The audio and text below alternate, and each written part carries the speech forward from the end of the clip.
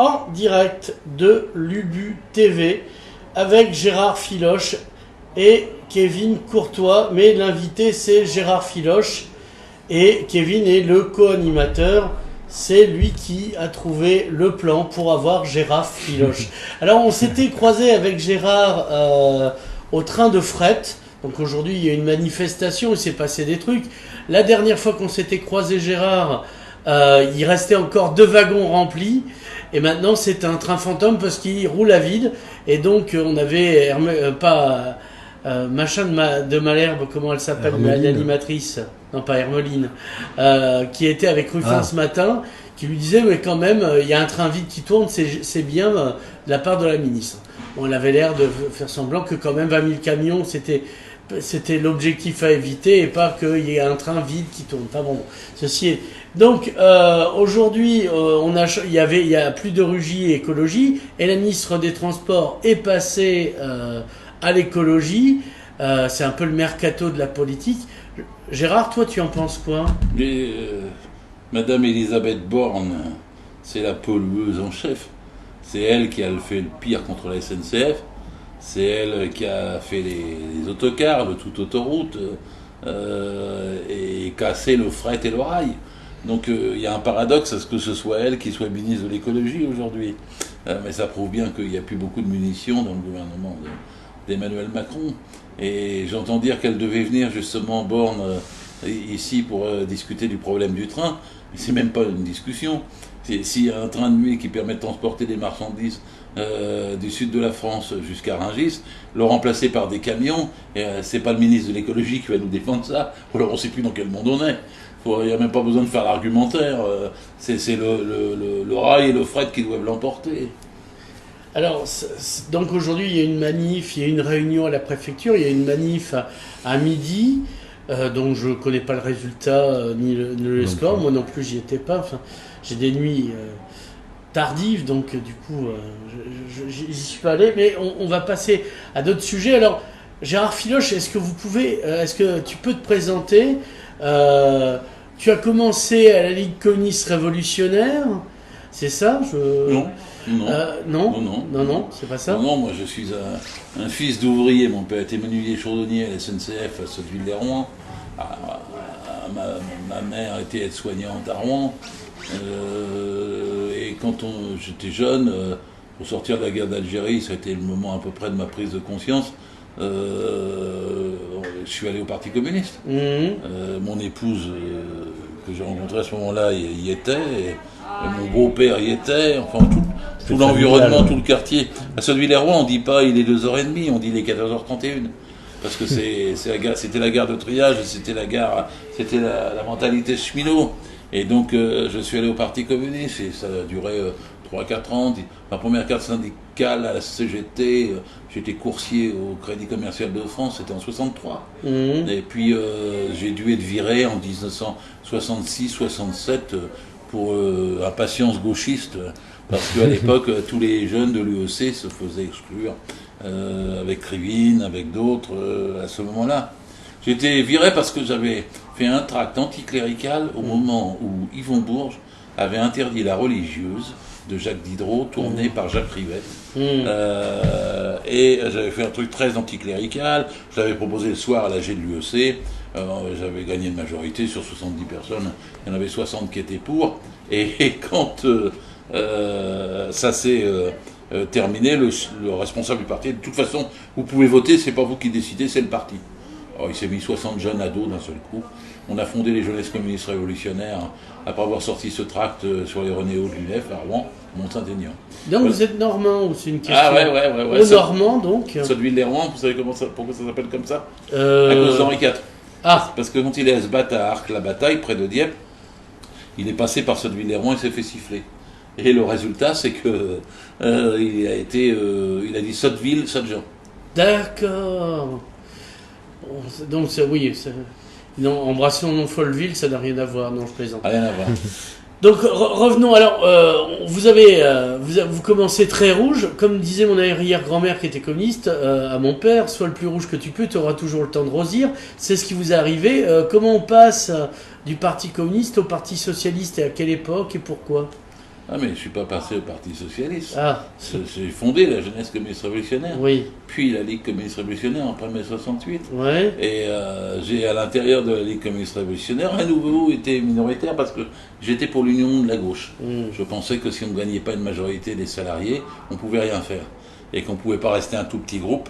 On pouvait avoir raison 100 fois, mais ça ne suffisait pas. Et je n'ai jamais cessé d'être rouge. D'accord. La seule chose que j'ai voulu, c'est défendre ces idées rouges dans des cadres plus larges. D'accord. Et dans les années 70-80, il y a eu des mouvements. Moi, j'ai écrit un livre qui s'appelle Mes 68 histoires sans fin, qui raconte tout ça. Il y a eu des mouvements un peu divers, avec des flux et des reflux. Et dans les années 90, quand la gauche a perdu en 1993, Mitterrand est parti. On a eu un problème d'orientation, on a discuté, c'était la minorité de la LCR, on était 20%, et on a fait un grand stage à Castelnaudary pendant 3 jours, et on a décidé d'aller collectivement au Parti Socialiste. On a fait une revue pour ça qui s'appelle Démocratie et Socialisme, et cette revue, elle paraît depuis 27 ans. Et pendant 27 ans, on a défendu les idées qu'il y avait dans cette revue à l'intérieur du Parti Socialiste. On a défendu loyalement, on a défendu sur les questions européennes, on a défendu sur les questions sociales. Nous étions sûrement les plus forts partisans des 35 heures sans perte de salaire avant que Jospin ne soit élu sur cette base. Et nous avons continué à défendre chaque fois, en droit du travail, en économie, en politique, en démocratie, sur le plan international. On continue à défendre chaque fois nos positions. Et quand on était 150 on est arrivé 150 dans le Parti Socialiste. Henri Emmanuel était le premier secrétaire. Il nous a dit « Bienvenue avec vos très grandes qualités et vos tout petits défauts ». Alors nous, on a pensé que très grande qualité, c'est qu'on était très militants. Tout petit défaut, c'est qu'il y a marqué Trotsky en lettres rouges sur notre front et qu'il fallait qu'on fasse les efforts nécessaires pour nous faire bien comprendre. Et donc on les a fait, puisque on est arrivé quand même à 42% à l'intérieur du Parti Socialiste pour le non au TCE en 2004, et qu'on est arrivé à 30% contre la politique de Hollande en 2015. C'est pas mal, pour un groupe qui était assez limité. On a à un moment donné, pendant 5 à 8 ans, on a fusionné avec Jean-Luc Mélenchon, Marie-Noëlle Lienemann, Julien Dray, Harlem Désir et d'autres. Et puis tout ça s'est un peu cassé. Et on a sans arrêt relutté pour reconstruire une gauche socialiste, jusqu'à ce que ça devienne impossible. À un moment donné, on était quand même au bord de réussir, parce que moi j'avais demandé au bureau national du PS en janvier 2016 que Hollande ne se représente plus, en disant que sa politique c'était celle d'un quinquennat maudit, et que c'était foutu. Et Cambadélis m'avait dit « Tu te rends compte ? Tu me demandes d'aller voir le président, lui dire de ne pas représenter ». Je dis « Oui, c'est ce que je suis en train de te dire ». Ça c'était janvier 2016, mais en décembre 2016, Hollande ne se représentait plus. Et Valls, qui a essayé de se présenter à sa place, on l'a viré, balayé. Et donc, quelque part, le travail qu'on a fait a eu sur une période de 25 ans, il y a eu des aspects positifs. Il y a des moments donnés, rien n'était écrit. Il y a des moments donnés, on a fait basculer les choses au bord de bons choix, notamment au moment du TCE. Et puis ensuite, on a essayé ensuite de faire, quand Hollande avait manifestement trop trahi, on a essayé de faire cette alliance. Hollande trop trahi, c'est pas redondant ? Oui. Ou un pléonasme ? Non, c'est pas un pléonasme. Est-ce que c'est pas sa fonction première avec Weiss ? Je veux dire, c'est des archétypes comme ça. Yago, Hollande. Je crois qu'il ne faut pas interpréter les choses historiquement de façon si simple. J'ai l'habitude de dire que si Léon Blum n'avait pas eu de grève générale, il aurait pu faire du Hollande. D'accord. Et que si Hollande avait eu la grève générale de Léon Blum, de 36 plutôt, il aurait pu faire du Blum. C'est-à-dire que quand un appareil de ce type évolue, agit, il agit en fonction des rapports de force sociaux qui existent. La victoire de Mitterrand était un effet différé de mai 68. La victoire de Jospin en 97 était un effet différé de novembre-décembre 95. Et quelque part, l'arrivée de Hollande était aussi le résultat d'une poussée sur presque 8 ans. 2003-2004 sur les retraites, il y a déjà 20 régions sur 22 qui passent à gauche, puis les municipales, puis tout ça. Quand Hollande arrive, c'est presque le point le sommet de la force de la gauche en France. Ah ouais, parce qu'il a l'Assemblée nationale, la région, enfin il a tout en fait. Il y a 61 départements sur 100, 2 villes sur 3. Il a une majorité partout. Voilà. Quoi, partout. Et c'est pour ça qu'il faut utiliser le mot trahison.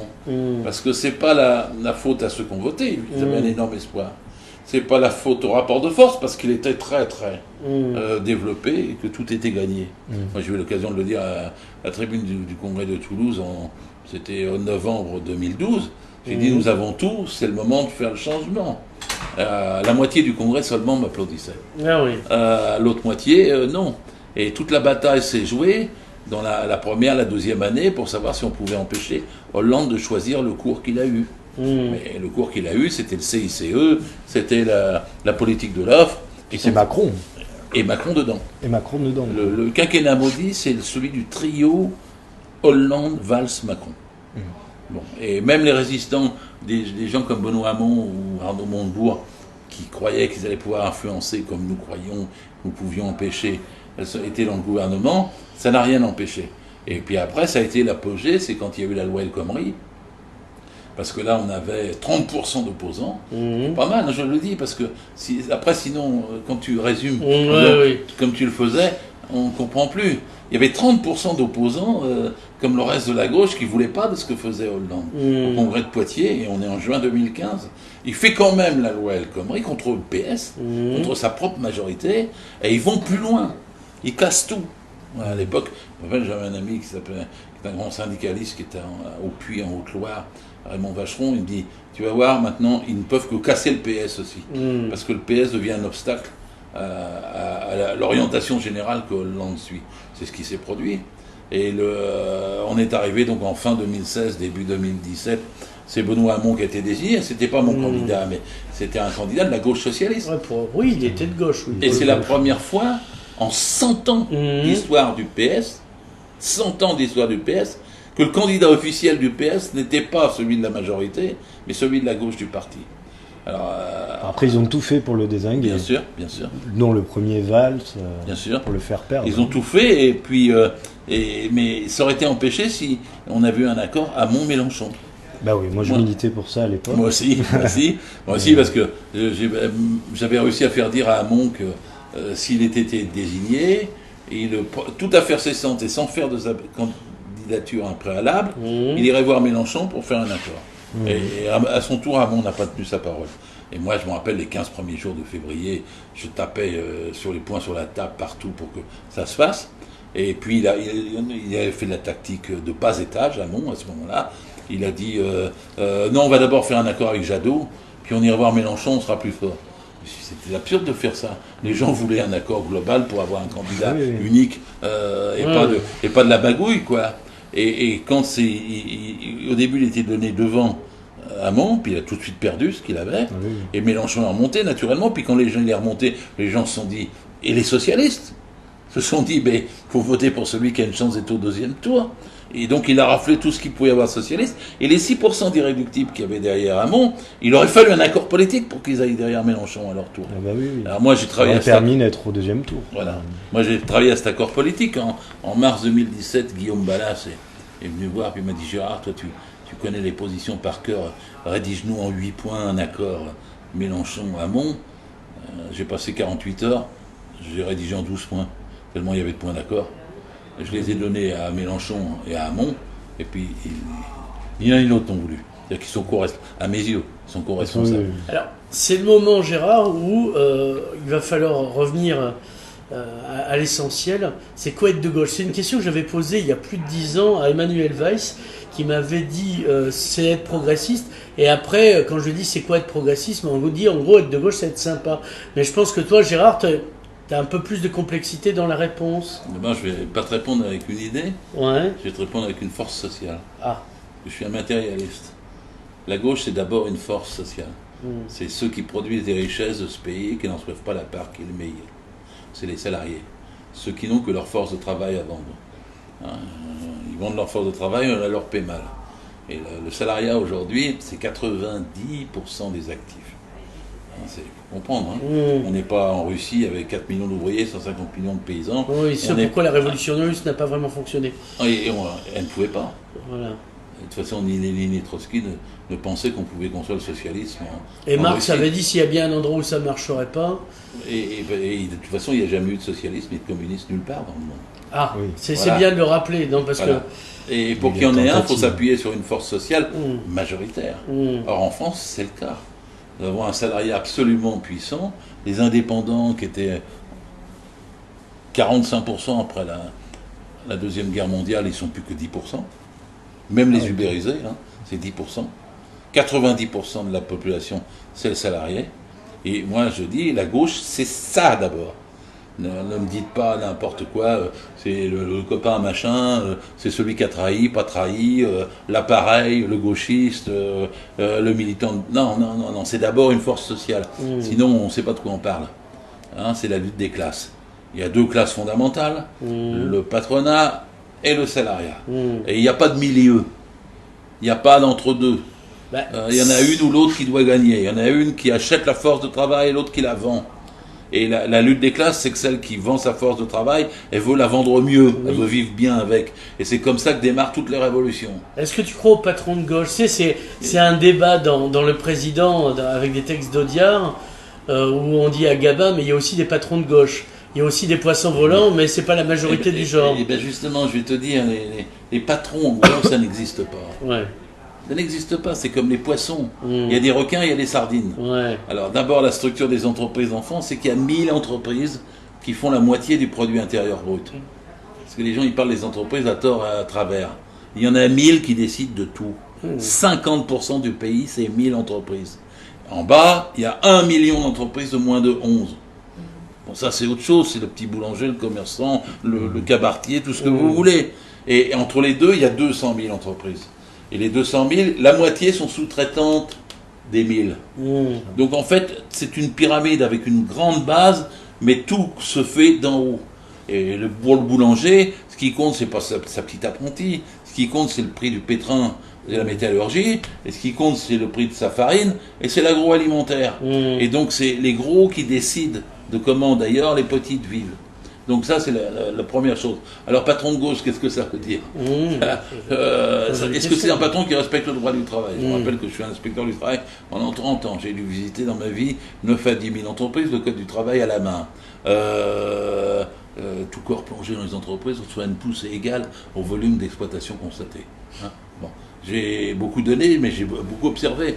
C'est-à-dire que si on veut qualifier les patrons qui sont corrects, c'est ceux qui respectent la loi. C'est-à-dire ceux qui payent les heures supplémentaires. Ben, je peux vous dire que sur le paiement des heures supplémentaires, il y a 2 patrons sur 3 qui ne les payent pas. On me dira, ben, il y en a 1 sur 3. Ben, c'est bien qu'il y en ait 1 sur 3. Mais il y en a 2 sur 3 qui ne payent pas les heures sup et c'est un délit.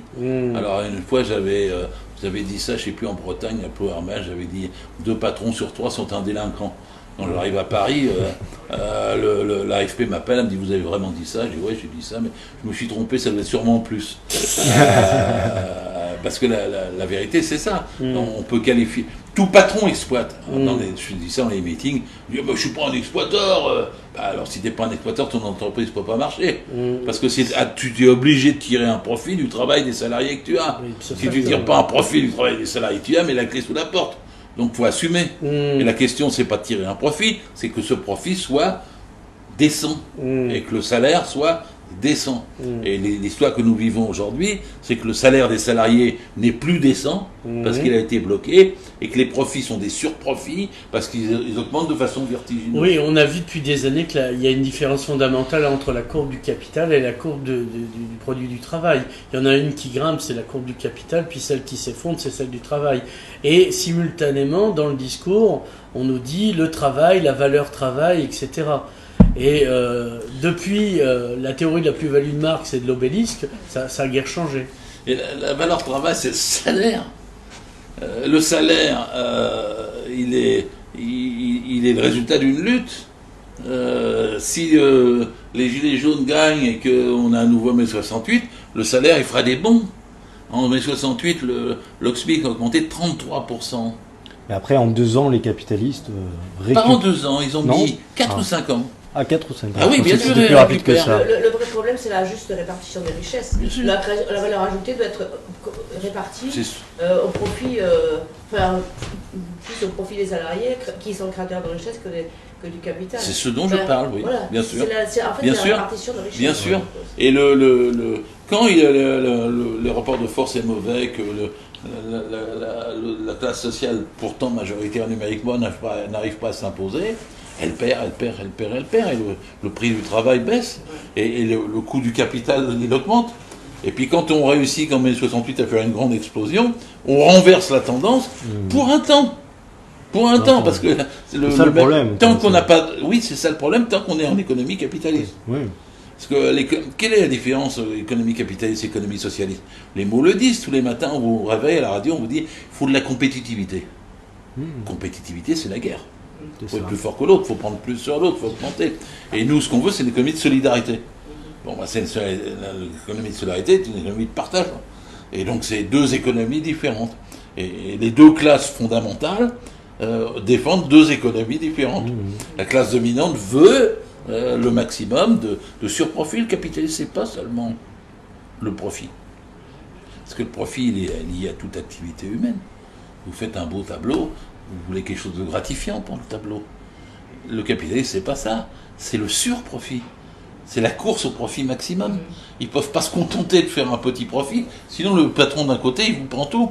Je peux expliquer comment ça marche en trois entreprises du 3e arrondissement, entre la rue Mellet, la rue Saint-Martin et la rue Notre-Dame-de-Nazareth, sur la fixation des heures supplémentaires. Parce que par exemple, le gars à rue Saint-Martin, il a 45 salariés femmes. 4 rangées de 10. Et la contremaîtresse est sur une estrade, comme au 19e siècle. Il faut lever le doigt pour aller faire pipi. Et pas question de parler. Tu travailles les 8 heures dans le silence. Et là, quand il y a eu la loi El Khomri, il a dit maintenant on pourra fixer le taux des heures supplémentaires entreprise par entreprise. Le patron, il est monté sur l'estrade avec la côté de la contremaître. Puis il a dit bon, on va passer les heures supplémentaires de 25% à 10%. Il y en a qui sont contre. Ils n'avaient pas une fille qui a bougé. Ils n'avaient pas de délégué du personnel, ils n'avaient pas de syndicat. Ils ont calculé dans leur tête comment il fallait faire le nombre d'heures supplémentaires pour garder ce qu'elles avaient à 10% au lieu de 25%. Et puis le patron, lui, il a fait un papier. Il était là à la direction du travail. Il a dit on a négocié chez nous. Les heures supplémentaires sont passées de 25 à 10%. Basta. Il a imposé ce qu'il voulait. Rue Mellet, le patron est plus sympa. De gauche ou pas, il est plus sympa. Et donc il a dit non, moi je vais les laisser à 25%, elles ne gagnent pas beaucoup, je les connais bien, puis je m'en tire, etc. Mais il a eu 2 trucs sur le dos. Le premier, c'est le banquier, qui a dit mais monsieur l'employeur, vous êtes bien gentil, mais moi, c'est la marge qui m'intéresse, je suis banquier.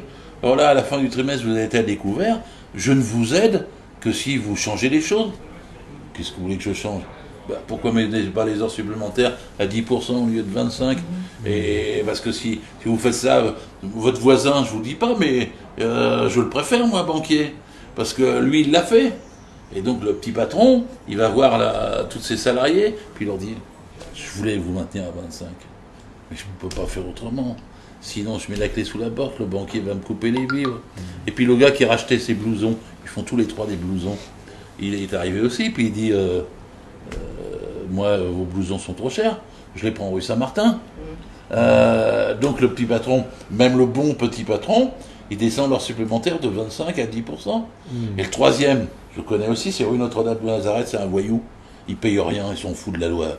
Il a des clandestins, il se démerde toujours. Il sait même pas qu'il y a une loi El Khomri. Et c'est son comptable qui vient le voir. Puis qui lui dit, mais t'as vu René, on peut baisser les heures sup, mais mieux il y a écrit... les heures peuvent être majorées ou compensées. Y compenser, on peut ne pas les payer. Et si on leur donnait 2 blousons à la fin du mois, et ils donnent 2 blousons aux salariés, on les faisant travailler 10 heures par jour. Et donc la concurrence, elle s'organise comme ça, entre le rapport de force, la loi. Soit la loi est protectrice et dit, bon, leur sup est à 50. Si leur sup est à 50, le petit patron, il dit au banquier, va te faire voir, j'ai pas le droit de faire moins de 50. Mais si c'est dans l'entreprise, le rapport de force dans l'entreprise va en décider et il va céder. Donc je viens d'expliquer en peu de mots, j'espère, le conflit fondamental entre le salariat et le patronat, même gentil, pas gentil, voyou ou pas voyou, à partir de la loi sur le prix du salaire. Et ça, c'est ce que nous vivons. Du coup, est-ce que tu crois à la classe moyenne? Non, il n'y a Est-ce pas de qu'elle classe. elle a jamais existé Il n'y a pour pas de toi classe moyenne. Elle a existé dans le passé, Ah, mais aujourd'hui en France, il n'y a pas de classe moyenne. Je d'accord. fais remarquer qu'il y a tous ceux qui essaient de la décrire, sociologues ou théoriciens, échouent. Ils mettent un pluriel, ils disent les classes moyennes. Ben alors lesquelles? Oui. Donnez-moi leur nom, s'il vous plaît. C'est comme quand ils disent les classes populaires, je ne sais pas ce que c'est, les classes populaires. Par contre, je sais qu'il y a un salariat. Il y a le bas du salariat est 9 millions sont en dessous de 900 euros. Le milieu du salariat, il y en a 50% en dessous de 1700 euros. Et 98% des salariés sont en dessous de 3002. Alors, ça fait beaucoup, on ne vit pas de la même façon à 900, à 1800 et à 3002. Ça n'est pas un écart si énorme que ça dans une société, parce que le capitalisme a compacté les salaires. Et les intérêts du salariat sont en fait plus liés que ce qu'on croit. Même si on ne vit pas, je répète, évidemment, à 900 et à 3200. Et surtout, le point commun entre tous ces gens, c'est qu'ils n'ont que leur force de travail à vendre. Maintenant, c'est pas une affaire de col bleu, de col blanc, d'ouvrier ou autre chose, au contraire. Parce que l'employé chez McDo, il est plus maltraité que l'ouvrier chez ArcelorMittal.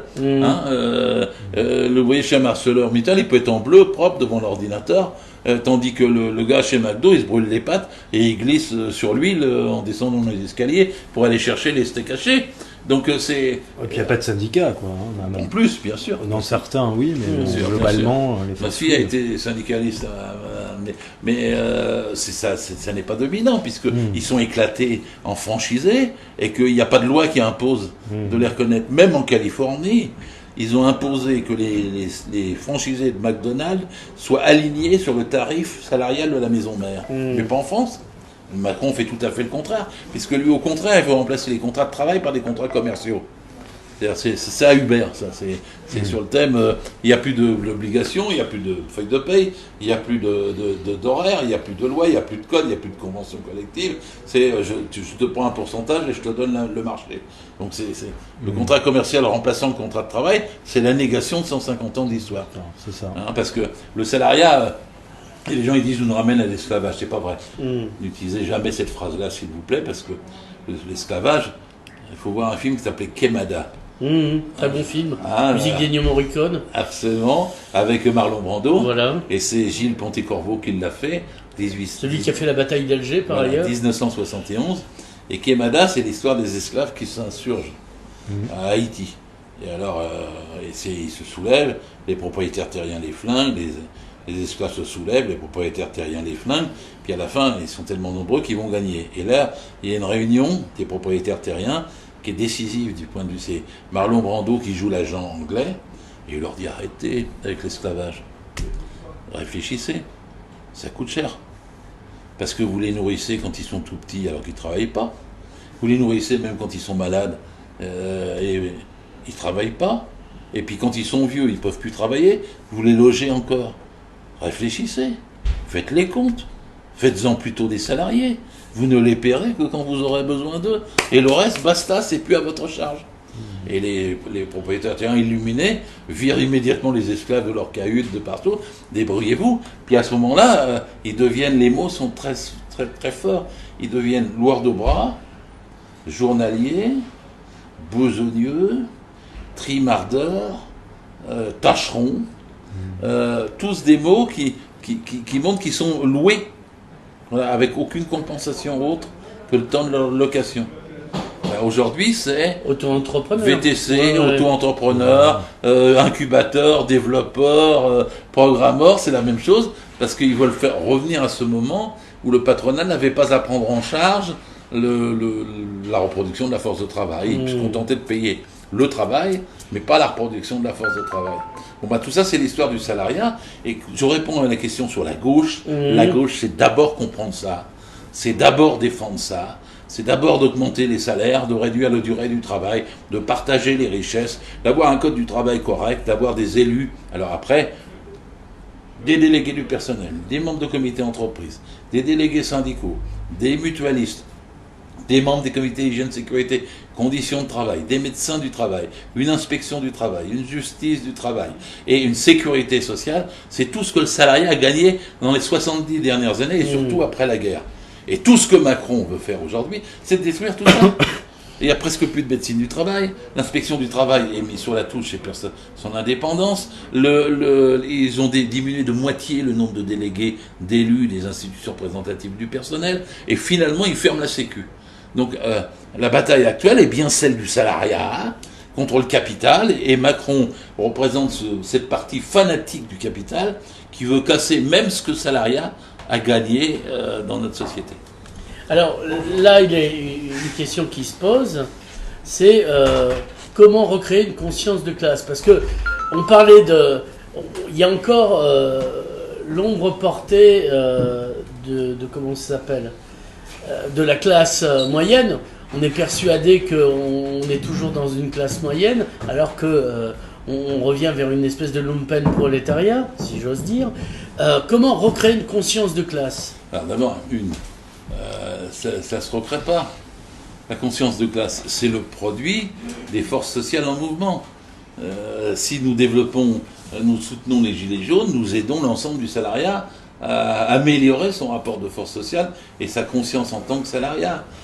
Prenons l'exemple des Gilets jaunes, c'est tout à fait excellent. Dans les dernières années, disons depuis une dizaine d'années, le salariat n'a presque plus rien gagné. Le nombre de chômeurs a augmenté, il a perdu face à Sarkozy sur les retraites, il a perdu face à Hollande à cause de la trahison, on en a parlé précédemment, et les lois El Khomri, il a fait 14 manifestations, 3,5 millions de manifestants sans gagner. Et donc il y a une usure, les syndicats sont bloqués, les gens c'est normal, se découragent, critiquent, etc., etc. Et donc vient du fond, c'est-à-dire le sel de la terre, vient du bas du salariat, sur les ronds-points, des gens qui disent on peut plus, s'ils n'ont pas réussi les syndicats, on va le faire nous-mêmes, et on bloque.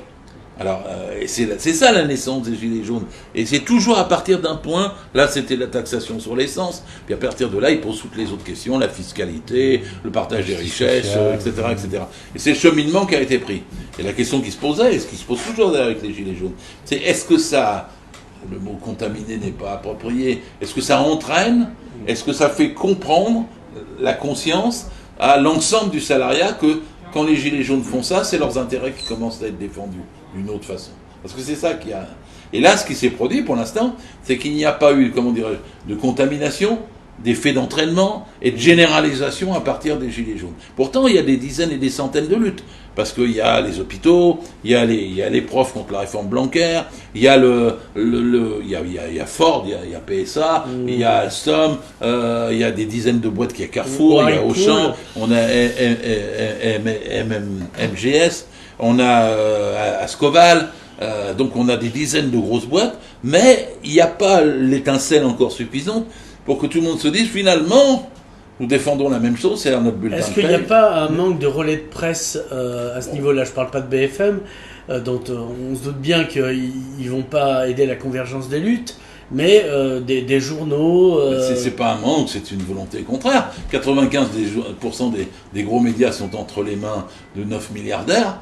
Macron dirige à peu près tout ça. Comme la mainmise est presque totalitaire, faut quand même on hésite toujours parce que les gens ne se vivent pas comme dans une dictature. Mais il y a une forme de dictature médiatique, il y a une forme de dictature policière qui s'est mise en place, parce que ce qui a freiné les Gilets jaunes, c'est une répression d'une violence sans précédent. C'était la guerre d'Algérie, quoi. Oui. Puis la guerre d'Algérie, c'était une guerre. Ouais, c'était une guerre. Moi, je compare avec mes 68, je compare tous. C'est ma vieille expérience de militant de 73 ans, qui a fait toutes les manifs depuis plus de 50 ans, j'ai jamais vu ça, quoi. Mais moi, je dis à mon fils, il va pas. Alors, pour que je dise à mon fils, il va pas, faut que j'ai peur. Et donc, je veux pas qu'il revienne avec un œil en moins, balafré, et on a plus de 896 blessés, quand même.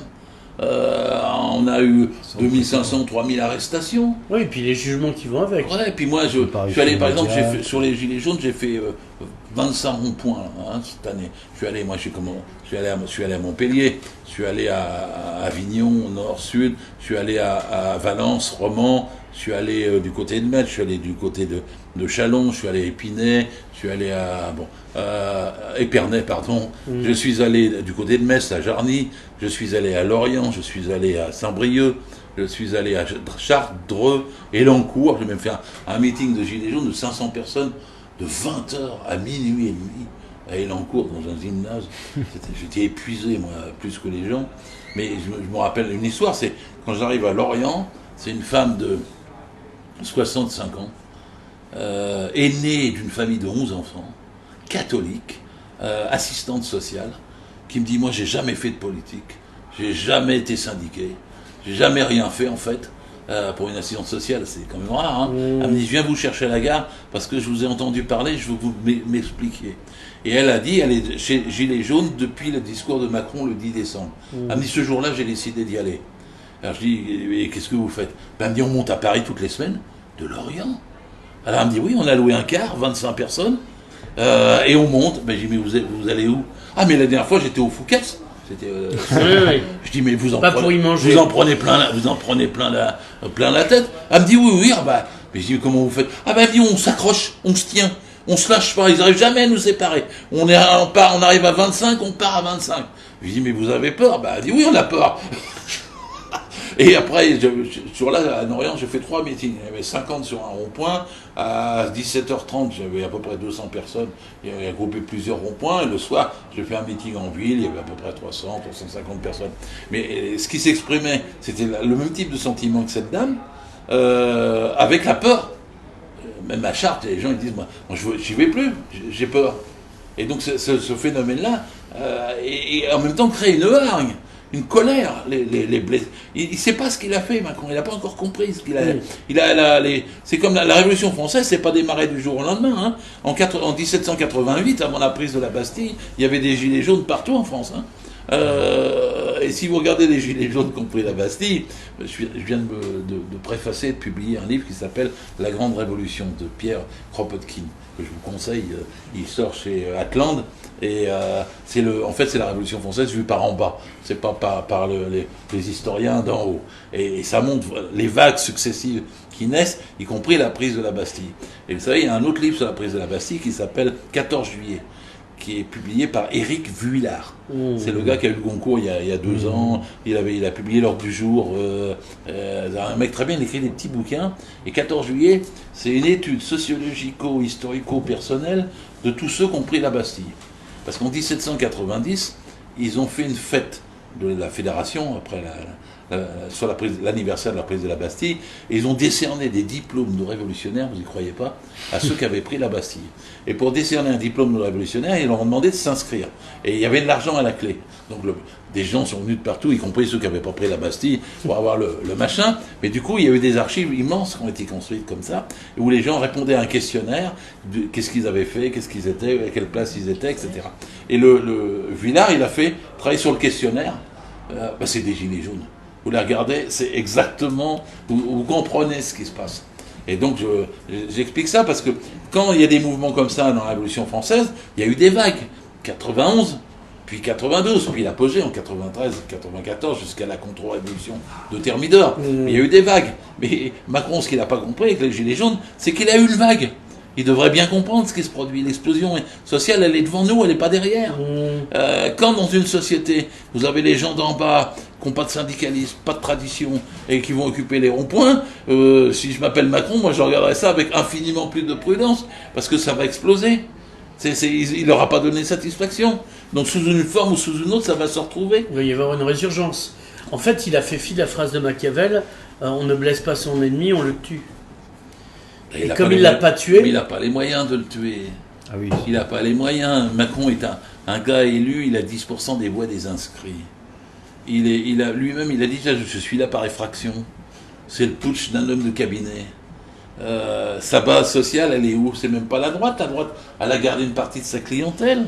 Sa base sociale, c'est le haut, c'est le MEDEF, c'est le CAC 40, c'est les banques, c'est les financiers. C'est Paris Match et les médias. Voilà. Qui ont fait sa campagne et qui l'ont fait lire. Absolument. Donc ce gars-là est sur une tête d'épingle. Il a des pieds d'argile, prenons toutes les images qu'on voudra. Et donc il ne comprend pas ce qui lui est arrivé là. Et en plus, ce qu'il fait, Macron, c'est qu'il a une politique ultra. C'est-à-dire que les gens ne comprennent pas, il y a pas parce qu'il a joué, je suis au centre, ou j'étais avec Hollande avant, donc ça fait beaucoup de confusion dans les têtes. Mais ce mec-là, c'est Margaret Thatcher, c'est le registre d'extrême droite de la droite. c'est pas le racisme à la Le Pen, et encore que là, sur les immigrés, mais sur le plan de la droite, c'est le côté extrême. Le gars, il casse la sécurité sociale. Il a dit, nous allons supprimer les cotisations sociales. Oui, donc pas de cotisation, pas de sécurité sociale. Bien sûr. Et puis, mais en même temps, il a réussi à faire disparaître le Parti socialiste, la c'est droite. Pas lui. Mais il était déjà en partie. C'est une histoire qui se fait autrement. Le Parti socialiste disparaît à cause de la politique d'Hollande. Oui, mais qui amène à Macron. Non ? Alors oui. On va revenir à une discussion tout à l'heure. C'est-à-dire que la gauche, elle existe toujours puisque c'est la base sociale. Oui. Et le salariat, il a différents courants en son sein. Il a la CGT, la CFDT, et la CFDT d'ailleurs. Et de droite. Nous, ça ne sert à rien de dire ça. Un syndicat ne peut pas être de droite. S'il organise le salariat, quelque part, il est une des sensibilités. Oui, du mais salariat. tu connais la blague à propos de la CFDT. Quand on rétablira l'esclavage, ils négocieront le prix des chaînes. Oui, mais dans le salariat, tu as tout. Tu as des catholiques, des athées, des gauchistes, bon. Le salarié est divers, il est pluraliste. Par exemple, c'est ce que mon ami Mélenchon ne veut pas comprendre. Le pluralisme, ça implique qu'il y ait des sensibilités, des courants, que ces courants s'additionnent, se réunissent, fassent une dynamique. Mais tu peux pas les nier, les courants. Et donc la partie du salarié qui s'est représenté dans les Gilets jaunes, elle a bougé. Ceux qui sont les hospitaliers bougent, d'autres secteurs bougent. Ce qui n'a pas bougé, peut-être, c'est le salariat des grosses boîtes qui, pour l'instant, se croient peut-être épargnés. Parce qu'il a pour l'instant un niveau de salaire un peu plus élevé. Ils croient qu'ils sont corporate, qu'ils sont la boîte. Oui, ils sont étiquetés la boîte. Oui, non, ce que fait Macron, c'est qu'il leur enlève leur salaire brut. C'est-à-dire la partie socialisée du salaire, la sécu. Donc l'assurance chômage a sauté. Pour l'instant, ces gens-là ne savent pas encore en quoi ça les touche. Dans un deuxième temps, la retraite va les toucher. Tout le fait que Macron hésite. Parce que c'est pas si simple que ça de leur imposer de sauter sur la retraite. Et les cadres savent déjà que le système par points de l'ARCO et de la GIRC est le système qui a perdu le plus dans les 20 dernières années de niveau de retraite par rapport à ce qu'il était. Et donc la méfiance existe. Et puis ensuite, après, c'est la maladie. Parce que le fond du système est d'arriver à étatiser, d'enlever les cotisations sociales étatisées, et après on dit il y a un trou dans la caisse, on ne peut plus payer. On privatise. Voilà. Voilà. Et on renvoie au C'est complémentaire et à complémentaire. tout ça. Et le système de sécurité sociale que nous avons est basé sur le travail, et il le veut maintenant basé sur l'impôt. Mais c'est un hold-up terrible pour le patronat. Parce que le patronat, c'est lui qui paye pour l'instant 498 milliards cette année de protection sociale. Si Macron continue à gagner, le patronat ne paiera plus rien. Mais les salariés paieront les 98 milliards. 498 milliards. Ça sera dans la même caisse de l'État. Et quand c'est dans la même caisse de l'État, parce qu'en France on a 3 budgets séparés, quand ça sera dans le même budget, ça sera un puits sans fin. Tu pourras décider chaque année de faire un porte-avions nucléaire à la place de 10 hôpitaux. L'argent ne sera plus cloisonné. Les cotisations sociales, elles sont préaffectées. On ne peut pas les utiliser normalement à faire la guerre. Contrairement, alors parce qu'il faut rappeler qu'en finances publiques, il y a la règle d'universalité qui fait qu'on ne peut pas affecter un impôt à un objectif. C'est la loi de finances qui répartit a posteriori l'argent. Sauf pour les cotisations sociales. Pour les Qui ne cotisations. sont donc pas un impôt. C'est QFD, voilà. Voilà, qui ne sont donc pas un impôt, contrairement à ce que dit Dominique Seux tous les matins sur France Inter. Oui, enfin Dominique Seux, il n'est pas économiste, alors évidemment, il peut se permettre. Enfin, il est quand même le directeur adjoint des Échos. Ben oui, c'est ce que je disais, il n'est pas économiste, il ne connaît rien. Alors, on va parler... on est dans une archipel de gauche, c'est un mot d'ici, c'est très drôle, où il y a des îlots un peu plus isolés, mais est-ce que toi tu discutes par exemple avec un gars comme Ruffin, de temps en temps tu joues à la pétanque avec Mélenchon, tu croises des gens, ou c'est vraiment en suspension dans l'air comme les particules fines? Depuis la bataille contre les ordonnances de Macron-Pénicaud, la bataille de la SNCF, et là, le soutien et la bataille des Gilets jaunes, on a dû avoir, je comptais ça l'autre jour en discutant avec des amis à Paris, 30-35 réunions militaires de la gauche. Depuis quand? Et combien Depuis de sessions? un an et demi, 2 ans. Il faut savoir, les gens n'imaginent pas ça. Une réunion unitaire de la gauche, c'est, s'il y a 2 par groupe ou par sensibilité, on est déjà à peu près 30 autour de la table. Parce qu'il faut pas oublier Alternative Libertaire, il ne faut pas oublier le NPA, Lutte ouvrière, les Verts, parfois de tendance des Verts, France Insoumise, et parfois le parti de gauche. Parce que quand France Insoumise dit on n'est pas de gauche, le parti de gauche est aussi présent. Après, tu as le Parti communiste. Après, tu as nous, maintenant, gauche démocratique et sociale. Qu'est-ce que je suis en train d'oublier où il y a le CIP ou ICF, que vous ne connaissez peut-être pas, mais qui existe, qui est un parti anciennement maoïste, mais qui vient dans ces réunions. Est-ce que ça doit coûter en merguez et aioli, tout ça? Alors, non, mais c'est étrange, parce que entre le PC, Génération, bien sûr, c'est-à-dire que Génération, le PC, les Verts, France Insoumise, nous, le NPA, si on se met d'accord, on fait quelque chose. Ouais. Si on ne se met pas d'accord, il n'y a rien qui se fait. C'est aussi bête que ça. On a l'impression qu'on est dans un je vais arriver à le dire, morcellement de la gauche. Absolument. Un éclatement total où chacun crée son petit parti. C'est la bataille de celui qui fera le plus grand score. C'est ça, c'est ce qui arrive aux Européens. C'est d'un ridicule. Quand même. Et alors, oui, mais c'est. Ben non, si t'es capitaliste. C'est une mosaïque. Alors, il y a un cas, je vais le citer avec un peu de tragédie, puisque là, ils ont perdu ce dimanche dernier, là. Mais c'était Syriza, les Grecs. Oui. Ils ont été en 2003 exactement dans la situation dans laquelle on était. Oui. Et ils ont travaillé pendant presque 10 ans avant de gagner. Bon, après, c'est une autre histoire. Mais avec ce type de réunion. C'est-à-dire qu'ils avaient une réunion hebdomadaire. Syriza, ça veut dire coalition de la gauche radicale. Et ils ont mis 2 personnes ou 3 personnes par organisation. Il y en avait 12, 13. Et toutes les semaines, ils travaillaient. Quand ils étaient d'accord sur un sujet d'actualité, qu'il y avait une action, ils le faisaient. Quand ils n'étaient pas d'accord, ils ne le faisaient pas. Et la plus petite des organisations était respectée. Toutes les sensibilités étaient respectées. Évidemment, dans ces réunions-là, les gens ont un peu de compétences. Ils savent qu'il faut quand même écouter les 2, 3, 4, 5 organisations plus fortes, qu'on ne fait pas n'importe comment. C'est pas parce qu'on a dit Pelé que... Bon, voilà. Mais tout le monde, en même temps, on fait attention. Tout le monde s'écoute. Et ils ont, de cette façon-là, gagné le pouvoir. Ils ont mis 10 ans. Bon, moi, je pense qu'on n'a pas ce temps là devant nous. Parce que Macron amène Le Pen. Voilà, les gens n'auront pas le réflexe de dire je vote contre Le Pen en votant Macron. C'est tout. Plus. C'est ce que je suis en train de dire. C'est-à-dire que ça ne va pas marcher ce coup-là. Parce que les gens diront, et après tout ce qu'il nous a fait, je ne mettrai pas mon bulletin de vote pour ce connard. Il est aussi pourri que l'autre, et du coup, ça fait une chance qui augmente de façon fantastique pour Le Pen. Donc Macron amène Le Pen. Et il n'y a qu'une seule façon d'empêcher que Macron amène Le Pen, c'est de faire cette coalition de la gauche. Est-ce que tu crois que Mélenchon veut une coalition? Alors, toi qui le connais un peu. Il est quand même dans une stratégie dite entre guillemets populiste, où il est ni de droite ni de gauche. Alors, comment vous dire en moins de mots possible. Moi, tu vois, ça le compte tellement qu'il nous revouvoie. Je dis non, parce que moi j'ai travaillé une dizaine d'années, un peu plus avec Mélenchon, et je le connais depuis 1985 par cœur. C'est un ancien lambertiste. Oui, mais ça suffit pas. Ça suffit pas, parce que moi je l'ai connu pas du tout sur la ligne sur laquelle il était aujourd'hui. Oui. Moi je l'ai connu, il était pour Maastricht. Je l'ai connu, il ne savait pas beaucoup de choses du code du travail.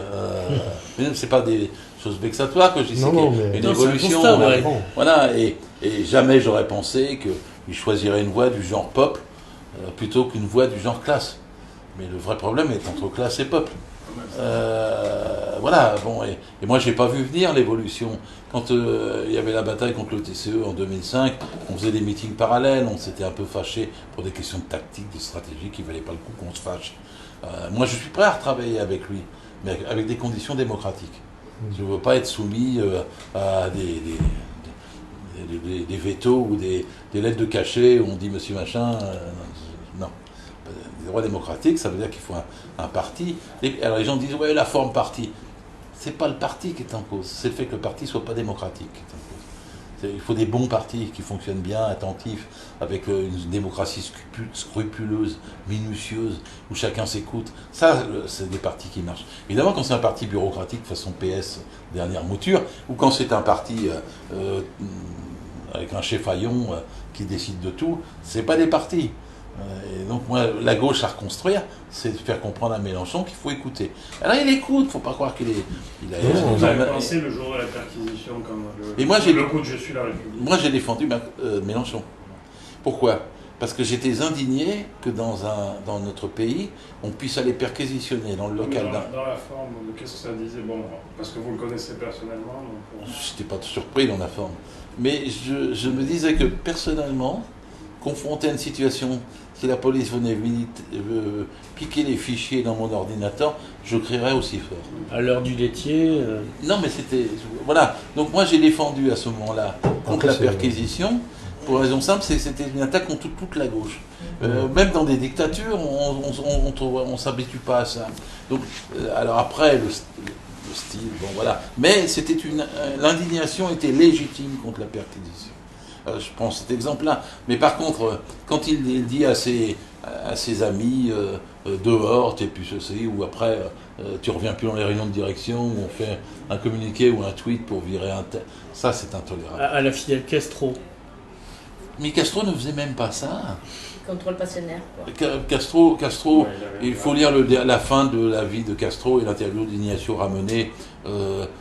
Castro, quand il a son remarquez que la passation de pouvoir d'un Castro à l'autre et de Castro aujourd'hui à Diaz, là, ça se passe dans des conditions où ils ont fait une constitution à Cuba l'année dernière.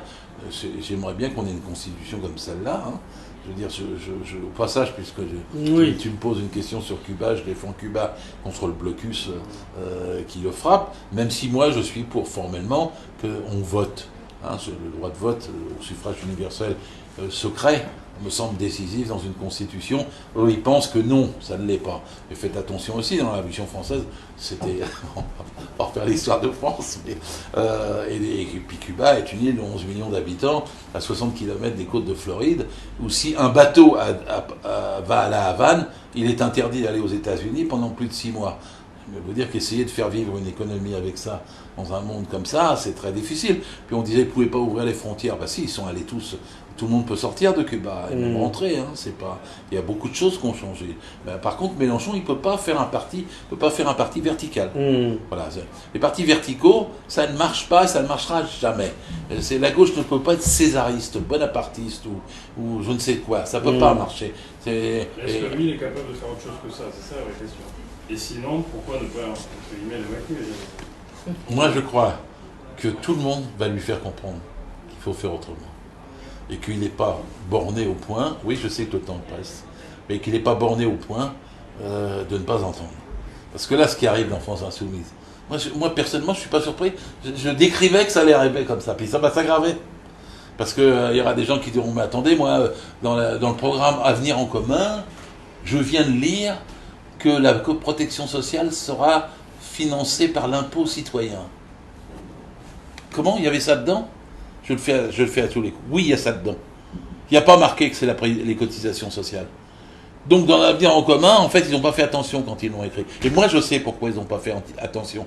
Parce qu'à l'époque, il y avait Lim Hoang Ngoc qui écrivait cette partie-là. Et Lim Hoang Ngoc était pour un impôt citoyen et pas pour des cotisations sociales. Qui a quitté depuis le parti. Oui, il était pour Beveridge et il n'était pas pour le système bismarckien. Et donc quand il y a... Et je sais ça. Pourquoi? Parce que dans la gauche socialiste, pendant 15 ans, il y a eu le débat. Et au début, je sais que Mélenchon s'en foutait de ce débat-là.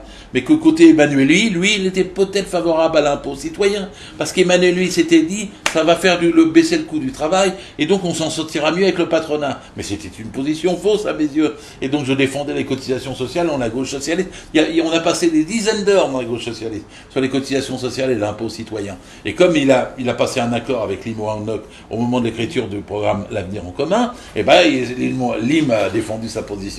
Que moi je gagnais toujours, dès qu'il y avait 200 personnes, il y avait le débat contradictoire avec Lim, j'ai été applaudi, j'avais 80% de la gauche socialiste pour moi. Mais à ce moment-là, j'étais plus là, comme dit l'autre, et c'est Lim qui a tenu la plume, et c'est dans L'Avenir en commun. Et 95% des militants de France Insoumise n'ont jamais fait attention à ce détail. Alors on leur dit, mais le programme, là, on a le programme. Mais enfin, la partie vive du programme est mise à l'épreuve en ce moment. Et ils n'ont pas tranché de ce point de vue. S'ils tranchent, ils trancheront dans le bon sens. Parce que, à la fois, le poids syndical, le mouvement, ce qui se passe et la résistance Macron les font aller dans le bon sens. Mais il y a des choses qu'ils n'ont pas vues. Et ça va être la même chose pour Mélenchon sur beaucoup de questions. Quand vous interrogez Mélenchon, vous savez qu'il était pour l'intervention en Libye quand même. Il est pour l'intervention en Mali. C'est vrai, oui. Il est pour un deuxième porte-avions nucléaire. Il est pour la force de frappe. Moi, je suis pour rien de tout ça. Je veux bien faire partie commun avec lui. Dès demain, si j'ai le droit de m'exprimer sur ces sujets. Parce que je ne veux pas me retrouver dans une situation où je fais partie commun avec lui, et puis il me fait un communiqué de presse parce que Filoche est toujours gauchiste, il est jamais content, il est contre la force de frappe. Ça ne peut pas marcher comme ça. Par contre, je peux accepter, tant que la question ne se pose pas, d'être minoritaire sur ce sujet. Mais si la question se pose, je ferai des pieds et des mains pour ne pas jamais me taire sur la question de la force de frappe ou de la politique internationale. Après, prenons d'autres sujets sur la notion de peuple. Bon, la notion de peuple, c'est... Moi, quand j'entends le mot peuple, je me demande quel mauvais tour on est en train de faire aux salariats. Ouais. Peuple, c'est la collaboration de classe. Peuple, ça veut dire on met les bons patrons ou les mauvais patrons, on n'en sait rien. Non. C'est l'union nationale, ça. Je suis contre l'union nationale. Je suis au contraire pour ni pour les rassemblements nationaux, ni pour les unions nationales. Je suis au contraire pour que la puissance du salariat s'exerce et l'emporte contre la minorité des exploiteurs. C'est pas un langage que tu as l'enfance. La nation, ça. Alors justement, on va parler de nation. T'es internationaliste ou tu considères que la nation peut être une patrie au sens proudhonien du terme, voire l'État? Mais moi, je suis radicalement internationaliste. Je suis ni français ni insoumis, moi. Je suis syndicaliste, salarié et révolutionnaire. Et je suis plus proche d'un ouvrier allemand qui mange du hareng que d'un patron français qui veut me manger tout cru. D'accord. Donc... je suis pas la notion de peuple, moi je suis pas. On revient à la conscience de classe. Donc quand je suis patriote, j'ai des émotions à propos de Sotteville-les-Rouen ou de Sainte-Marie-la-Mer, mais c'est tout, tu vois. Oui.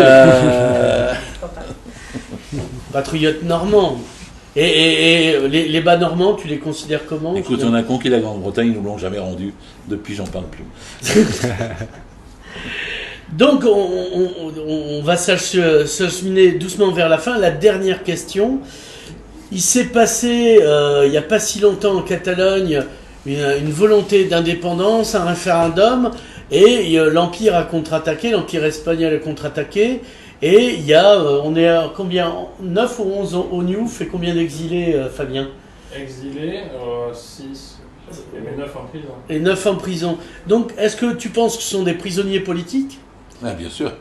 Et si oui, il faut libérer le camarade. J'ai signé l'appel contre l'emprisonnement, j'ai signé l'appel, j'étais pas pu être à la manif à Paris, rassemblement qu'il y avait, mais j'ai envoyé mon mot de soutien, c'était technique si je pouvais pas y être, et je suis évidemment pour la libération inconditionnelle et immédiate. Je ne parle pas d'Espagne, moi, je parle d'État espagnol. L'histoire de l'Espagne est plutôt celle d'une fédération que d'un État, même si l'État central a été brutal et violent pour s'imposer. Et la Castille, en l'occurrence. Bien sûr. Et donc, la question, c'est, même dans le Pays Basque, il y a plus d'autonomie et d'éléments d'indépendance que pour la Catalogne. Alors, on me dit c'est parce que la Catalogne est plus riche, ça ne veut rien dire du tout, quelle que soit la richesse ou le degré de développement des provinces concernées. Tu donnes il faudrait une constituante. Et il faudrait arriver à faire une fédération des différentes composantes de l'État espagnol, de façon à ce que chacun puisse définir sa place librement. La répression qui est faite, une répression moyenâgeuse, de dire, attendez, vous voulez votre indépendance, on va vous arrêter vos élus. Je ne sais même pas comment c'est tolérable en Europe, et comment il peut y avoir en France des complicités avec ça. Alors, ça me repose aussi avec mon ami Mélenchon, parce que je crois qu'il a pris des positions à peu près justes sur la Catalogne. Mais attention, hein. Ça lui a coûté, c'était pas immédiat. Oui, parce que sur les minorités nationales, là aussi, j'ai eu des débats avec lui très longs. Un jour où j'étais invité en Pays Basque Nord, et où le gars qui m'accueille, qui était un mec absolument adorable, un ancien de l'État, il me dit, je t'ai invité toi, je n'aurais jamais invité Mélenchon. Après ce qu'il dit de nous, il avait repris Saint-Just, qui disait que les Basques, c'était la barbarie, le goupillon et la barbarie. Mais les minorités nationales, ça se respecte partout, Corse, même Bretonne, et même Alsace-Lorraine. Si tu réprimes une minorité nationale, tu mets un char dessus, tu en as pour 100 ans de plus. La seule façon de régler le problème des minorités nationales, c'est de respecter leurs droits, leur culture, leur motivation, jusqu'à ce qu'ils se dépassent. Et donc toutes les violences contre les minorités nationales ont toujours échoué. C'est une question qui ne se réduit pas par la violence. Et donc c'est valable en Espagne, c'est valable en France. Et là, c'est des débats avec mon ami Mélenchon. J'en ai encore un autre de débat. Moi, je dis toujours que le socialisme vient du ventre. Lui, il pense que ça vient des Lumières. Enfin bon, les Lumières, excusez-moi, mais... C'était des bourgeois et des aristocrates. Les plus gauches des Lumières, ils étaient à droite de Raffarin. Voltaire déteste le peuple. Bien sûr, et puis tu peux prendre tout. Alors la seule chose qu'il y avait, c'est qu'il mettait en cause les fondements de la monarchie, le droit divin. Donc c'est vrai qu'ils étaient de ce point de vue-là. Oui, mais c'est parce que c'était des bourgeois qui voulaient en récupérer le pouvoir. C'est pas gratuit. Bien sûr. Et donc, moi, je disais, le socialisme, j'expliquais toujours, c'est Kropotkin, si tu discutes à Paris de la future république que tu veux, tu peux toujours en discuter. Mais le peuple, lui, il veut du pain, il va le chercher à Versailles. Alors, là, Marie-Antoinette a dit, si vous n'avez pas de pain, mangez de la brioche. Il paraît qu'elle n'avait pas dit ça, mais ça fait rien. Et du coup, ils reviennent et ils lui coupent la tête. Mais le mécanisme d'une révolution, c'est celui-ci. Et je vous signale que nos amis de France Insoumise ont tiré la leçon de l'élection européenne qu'il fallait se concentrer sur la 6e République. Moi, je tire la leçon qu'il faut se concentrer sur l'augmentation de salaire. Et que Kropotkin, il le dit à un moment donné, d'ailleurs, il dit à quoi vous sert une nouvelle République si vous n'avez pas la terre. Et toute la bataille de 89, 93, 94, c'est la terre ou pas la terre. Et c'est l'abolition du régime féodal avec rachat ou sans rachat.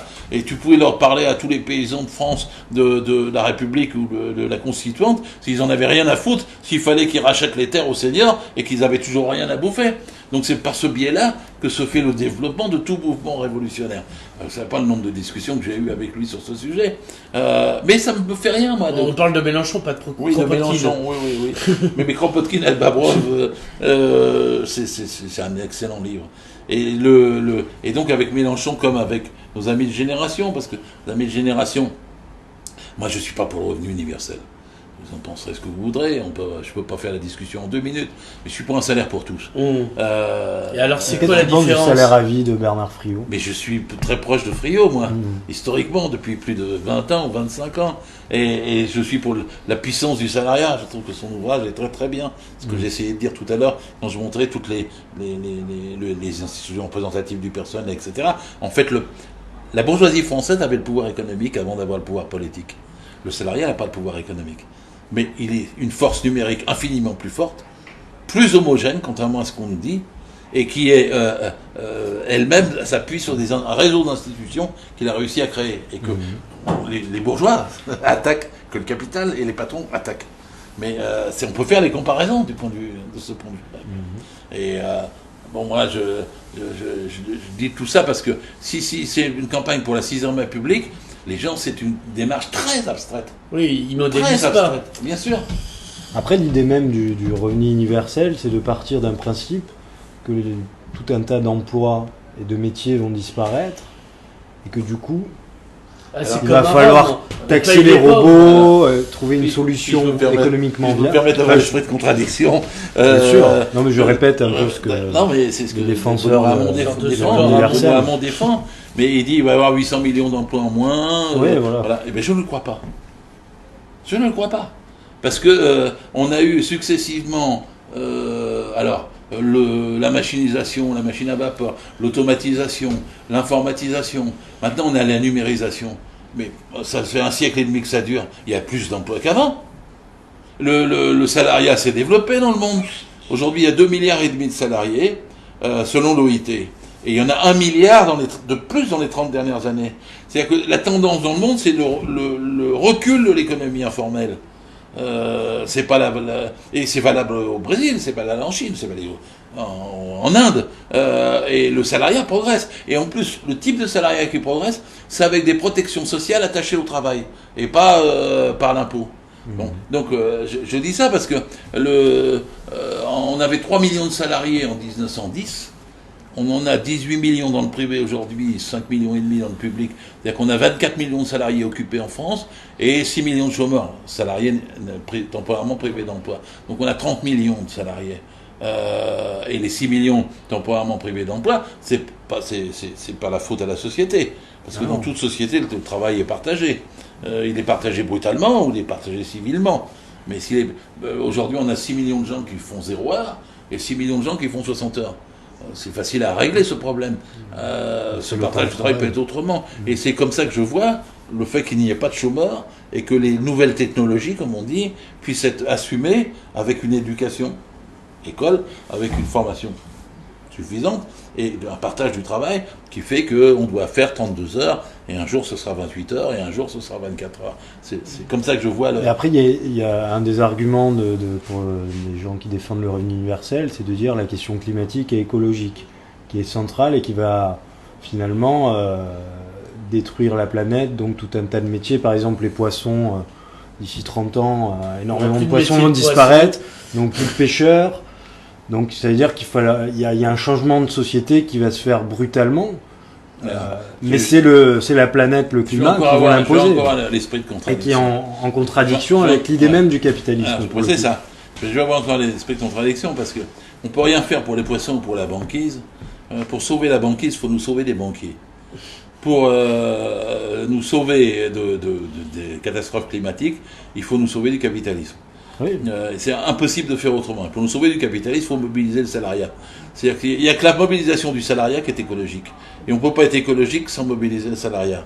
Et j'ai presque tout dit là, parce que vous savez, le capitalisme, je le dis à mes enfants de la même façon, dans 5 ans, 10 ans, 15 ans, 20 ans, un Trump nous fera une guerre avec la Chine. Qui n'a pas cette crainte ? Le système capitaliste est organisé, la recherche du surprofit pour ça. La guerre entre Google et Huawei, c'est exactement ça.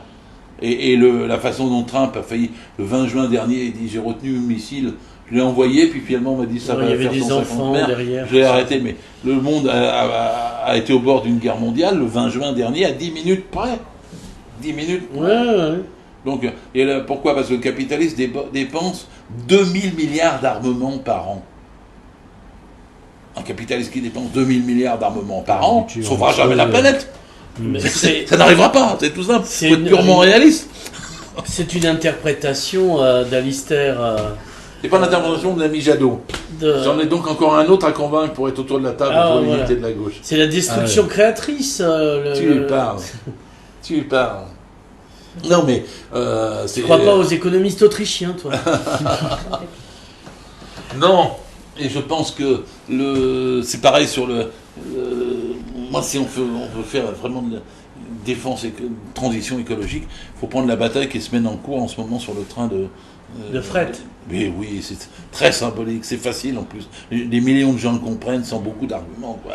Tu dis, où tu envoies 15 000 camions, où tu fais ton train, ça coule de source. Puis après, tu touches tout, parce que quand tu touches le rail et le fret contre tout camion, tu touches un truc que tout le monde comprend à une échelle de masse. Tout le monde comprend aussi comment on peut faire autrement. Donc c'est très limpide, pédagogique comme leçon. Ça part du ventre. Eh bien, il est 17h15. On remercie Monsieur Filoche d'être venu nous voir spécialement de Sainte-Marie. Et on lui dit à bientôt quand il reviendra avec des livres. Avec plaisir.